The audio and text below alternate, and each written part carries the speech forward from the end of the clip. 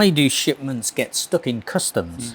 Shipment can get stuck in customs for various reasons, and I think the most common one are inaccurate information, incomplete information in the declaration, missing invoices from the shipment, prohibited or restricted items. Some other things I can think of are, if shipment requires a permit or license, could be another reason. Missing contact information, can't get in touch with the shipper, the consignee. And also what about, the price? If the price, if customs thinks the price is accurate or not on the commercial invoice. Yeah, agree. Yeah, agree. And another really common one, poor descriptions. Yeah. So not describing your goods correctly can create a lot of delays. And how do I get my well, it depends on what is required. Further information for customs. Do we need to facilitate customs with the license or permit that is required? If it's prohibited, I don't think you can ever get it out. Sorry. It has to be sent back or destroyed. Yeah. So always ensure to check or at least do a bit of research before sending out the shipment.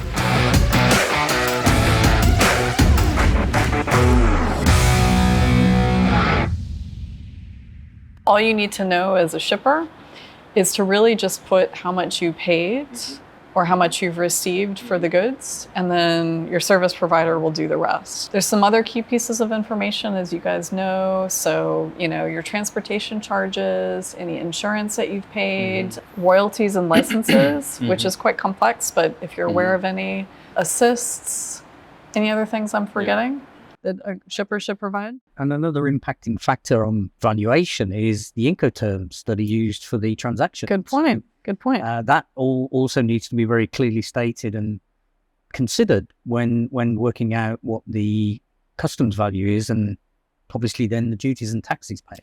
It's a really good point. So, okay, then there's a second question. So second question is, what happens if I don't value my goods correctly? Well, what would happen if you don't do other things correctly about your shipment? So things like your shipment will be held, and maybe customs will ask you to provide proof of payment or basically prove the value of your goods. Or sort of a worst case scenario, your goods might be seized, which means customs basically takes control or custody of your goods.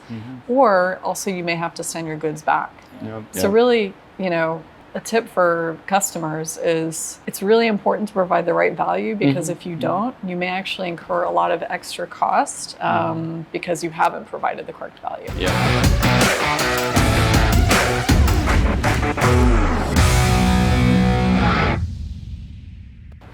David, you want to take this? So customs, they have a number of methods, a number of ways of identifying or confirming the value of your goods. The description of the goods that you provide, the quantity that is in the package. They'll look at, is the product branded in any way? Is it one of the luxury brand items?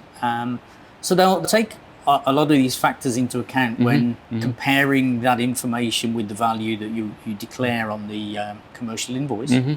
And another way that they verify pricing of goods is that they have pricing databases that they refer to. So with the history of shipments into the country, they use that information to reference back for similar kinds of goods. Agree. And also, a very obvious source of information is on the internet.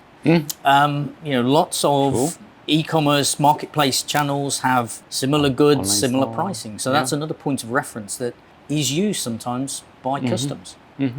Past transaction is another case where customs has data on the price of the shipment. So I think the moral of the story is to try not to game the system.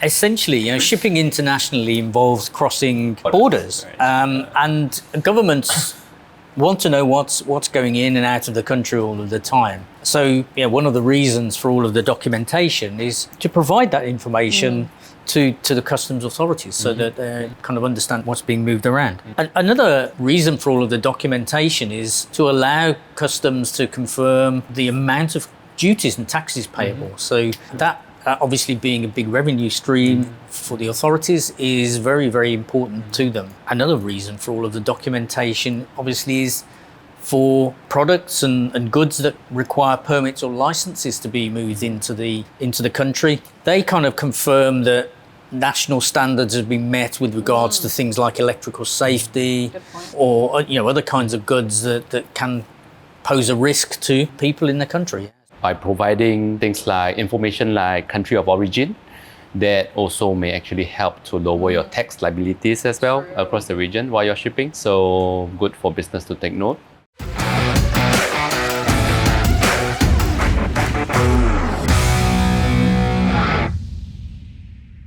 So commercial invoice, it is a sort of the main shipping document that any trader would use to send a shipment across the border, right? Yeah. So, it's got everything about your shipment. So it's got the price, paid or payable. Yep. It's got the quantity. It's got who it's being shipped from, who it's going to. It should have, freight and insurance, if you know, at the time of shipping. Yep. Country of origin, of course, is really important. What am I forgetting? Classification.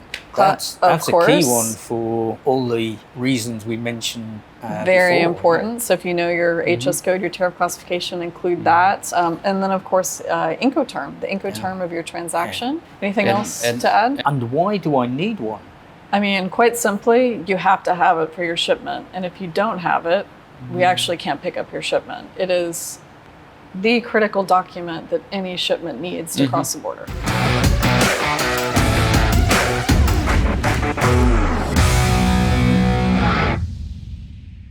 So maybe I can take this one too, as a commercial invoice warrior that I am. The specific way to describe goods, of course, will depend on your product, but generally you should be as specific as possible. So as an example, putting t-shirt is probably too generic.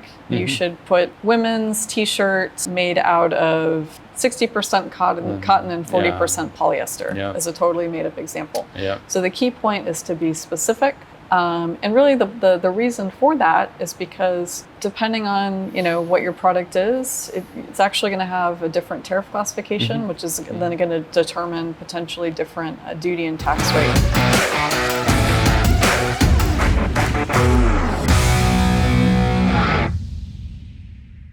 David's definitely going to do that one. Want to take this? As a classification king, I think I'll take this one. So tariff classification, as we mentioned, is a way of numerically describing a product or identifying a product. And its classification is based around what's known as a harmonized tariff system that almost all countries around the world follow and classify goods according to that. And the classification is used then for calculating customs duties, taxes that are due on shipment on imports. So that tariff classification is a really, really important piece of information that customs want to be precise, want to be correct, and is really important part of the information that you provide to us. For those out there who might be thinking, how do I determine what my tariff classification is? The good and the bad news, I guess, is that it's actually harmonized globally at the 6-digit level. So whether you're importing into Vietnam or you're importing into the United States, the first 6 digits are going to be exactly the same. But of course, governments sometimes like to make things a little bit complicated. So after those initial 6 digits, then you have to determine the specific tariff classification for the country that you're sending the goods to. Might be 8 digits or might be 10 digits, right? So it's a complex area because you can't actually use the same tariff classification for every single market you might be sending your goods to. So David, one question. If you're a business, where will I be able to find the HS code? So I have good news and bad news. Firstly, the bad news, the importer-exporter record is legally responsible for defining the HS classification. And the listings for the importer or exporting country can be found on their customs website. So you can make reference into that. The good news is that we have a tool on ups.com, a self-serve tool, that can assist you in identifying what that classification is.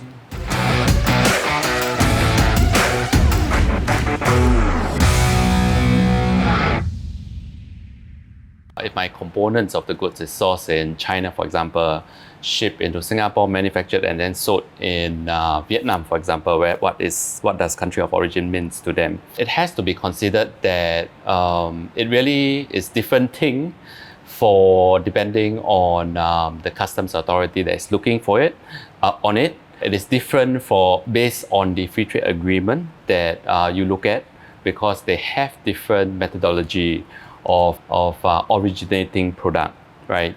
So I think for business, it means trying to understand what FTAs they may want to qualify for to lower their tax liability.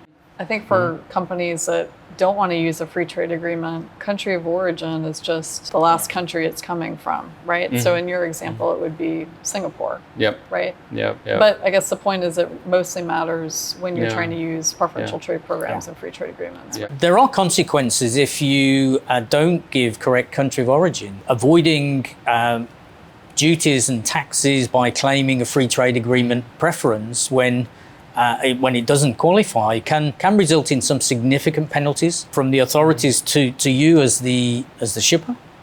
And there can also be consequences for your previous shipments and any implications on the origin of those, and also any future shipments can be significantly impacted with delays in shipping.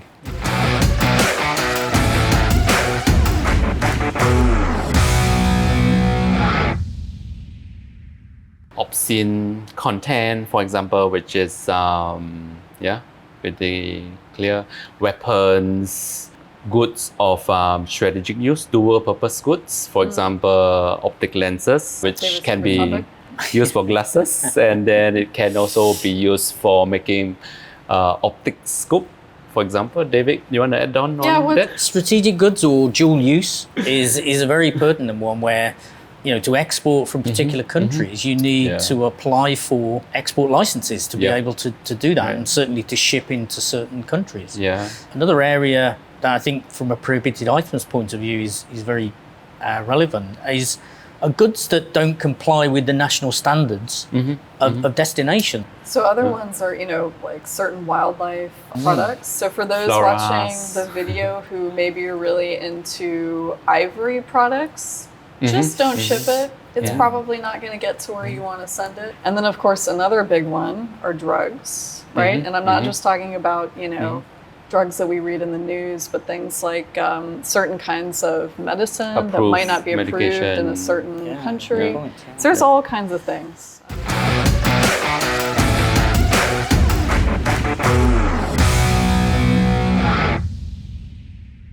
So a big one is single window. So for those who don't know what that means, it's okay if you don't, it's basically having a single interface between customs and different bodies that, are involved in customs clearing goods. And in certain countries, that also includes traders themselves. They can actually have direct access to transact with customs, where they can provide information directly to customs. They can provide permits, information about their goods, basically all the information that is needed for their goods to clear customs, they can provide it directly to customs electronically, which is just amazing. Doesn't exist everywhere, but in this region, it exists in kind of the main developed economies. There's also a big push, as you guys know, in ASEAN, the different countries in Southeast Asia, to actually have a single window that connects not only, the different agencies in each ASEAN country, but all of the different ASEAN countries themselves. So they've just gotten it started, which is really exciting. There's not that much yet that you can exchange. Right now, it's just the certificate of origin if you're trying to claim preferential tariffs within ASEAN. But it's a start and really exciting, and definitely is going to benefit traders. One other that I'll just mention that I can think of is, of course, artificial intelligence and machine learning. So super popular in the news, a big topic with ChatGPT and everything that's happening in that space. But guess what? Surprise, Customs is also looking at it too. And so what they're doing, we as UPS, we don't always have visibility to exactly what they're doing. But generally what they're doing is they're using all of the data, all of the big data that they have about traders, shipments, different types of goods. And they're trying to create profiles, and specifically risk profiles, so that they can better target their risk activities, really with a couple benefits to them, but also to traders.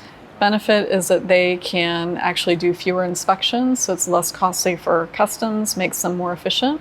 But then the benefit for traders is that it means your goods are less likely to be held and inspected, more likely to clear customs, and if they are held, it's probably because of a risk profile that customs has built on you as a trader. So there's a lot of really exciting stuff going on in this space, and customs is trying to move into a more technologically focused direction, which is super exciting and good for business as well.